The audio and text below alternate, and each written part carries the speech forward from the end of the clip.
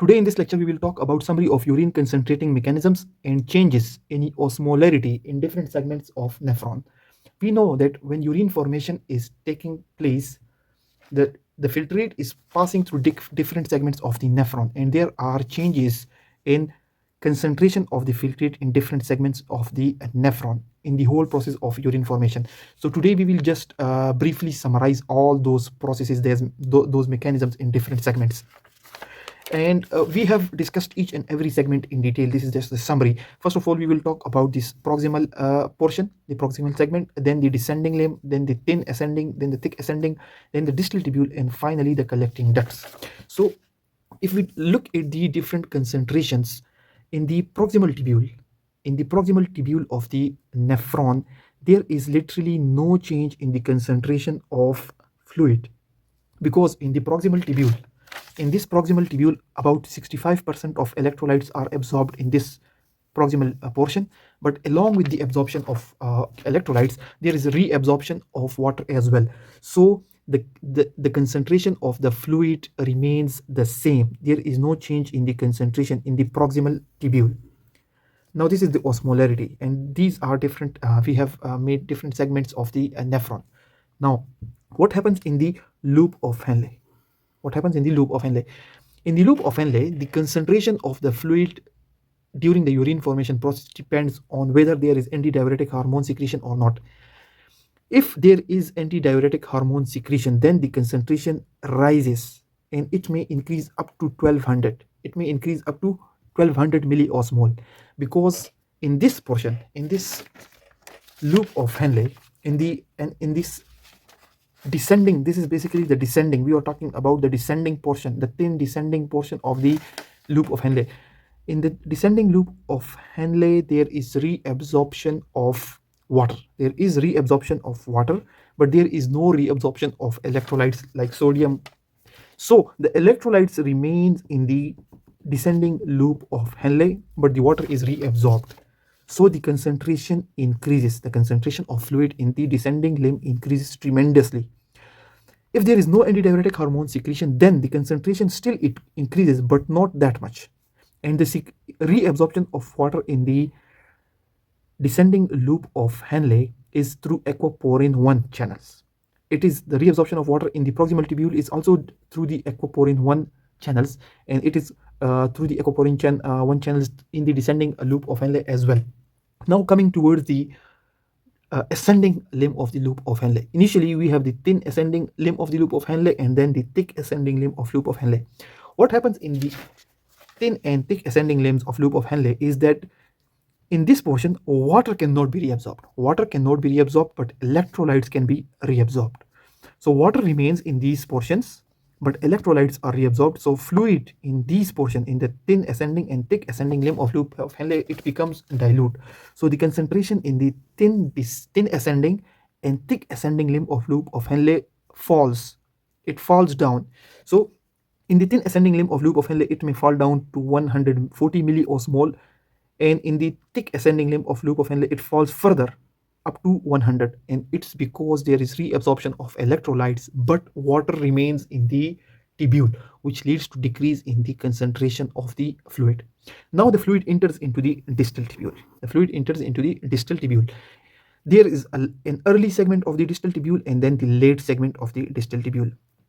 The early segment of the distal tubule is just like the thick ascending limb of loop of Henle, which will not allow the reabsorption of water, but it will allow the reabsorption of electrolytes like sodium. So fluid in the early distal tubule, it becomes further dilute because water remains inside, but electrolytes are reabsorbed. So due to remaining water, the concentration falls further. The concentration keeps on falling here. Now in the late distal tubule, and cortical collecting ducts and medullary collecting ducts, what happens is that the reabsorption of water in this segment is dependent upon the secretion of antidiuretic hormone once again. If there is release of antidiuretic hormone and a lot of water is reabsorbed, from the cortical collecting tubule and the medullary collecting tubule, or the cortical collecting ducts or medullary collecting ducts, sorry, What so a lot of water is reabsorbed, and the electrolytes and the waste materials like urea and creatinine, it remains here in the tubule.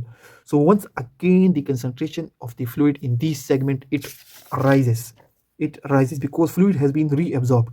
So if there is secretion of antidiuretic hormone, there is massive reabsorption of water, and the concentration of fluid in these segments rises tremendously. But if there is no release of antidiuretic hormone, then there is no massive reabsorption of water, and water remains in the cortical collecting ducts and medullary collecting ducts and the distal part of the late distal tubule. So water remains here, and what happens that the concentration further falls. So in a summary, in the proximal tubule, there is no change. In the loop of Henle, in the descending limb, there is reabsorption of water and no reabsorption of electrolytes. So the concentration increases, and it increases more. It increases more when there is a release of antidiuretic hormone, but it increases less when there is no release of antidiuretic hormone. With ADH, there is more increase. With no ADH, there is less increase.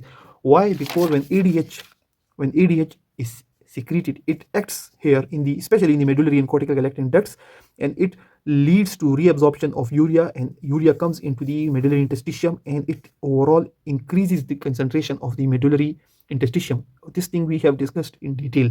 So high concentration of the medullary interstitium leads to more concentrating ability of the descending loop of the Henle. Now, in the thin ascending limb of loop of Henle and thick ascending limb of loop of Henle, there is no reabsorption of water, and there is reabsorption of electrolytes only. So fluid remain in the tubule, so concentration falls. The early distal segment resembles more like the thick ascending limb of the loop of Henle. So more water remains and more electrolytes are reabsorbed, so the concentration of the fluid falls further and further. But when the fluid enters into the late distal tubule, cortical collecting ducts and medullary collecting ducts, here the concentration depends on the antidiuretic hormone. In presence of a lot of antidiuretic hormone, water is reabsorbed and a lot of electrolytes remain in the ducts, medullary and cortical collecting ducts. So there's a big increase in the concentration of fluid in these medullary and cortical collecting ducts. But if there is no antidiuretic hormone secretion, then water is not reabsorbed. Water remains in the cortical and medullary and cortical collecting ducts, and concentration of fluid falls further. And in this case, dilute urine will be formed. But if there is antidiuretic hormone release, then the concentration increases, and there will be formation of concentrated urine. So that's all about the summary of urine concentrating mechanisms and changes in concentration in different segments of the nephron. Thanks a lot for watching the video.